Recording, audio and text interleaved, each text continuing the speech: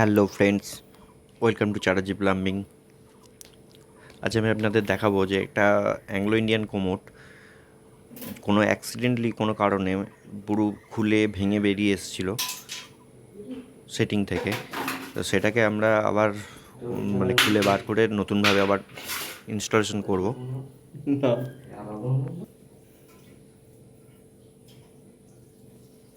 কোমোডের পেছন দিকে পুরো সিমেন্টে ভর্তি হয়ে আছে, যেটাকে আমরা সূক্ষ্মভাবে কেটে সিমেন্টগুলো ছাড়িয়ে আবার নতুনভাবে ইনস্টলেশন করব। গোটা ভিডিওটা দেখুন, দেখলেই বুঝতে পারবেন কীভাবে আমরা সিমেন্টগুলোকে বার করি এবার নতুনভাবে ইনস্টলেশন করি।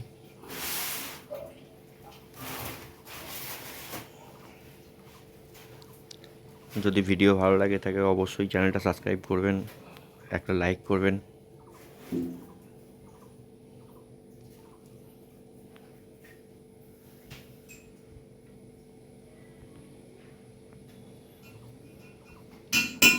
এখন পেছনে পুরো সিমেন্টে ভর্তি, সেগুলোকে স্ক্রুড্রাইভার কেটে কেটে কাটার মেশিন দিয়ে কেটে সিমেন্টগুলোকে টোটালি করতে হচ্ছে।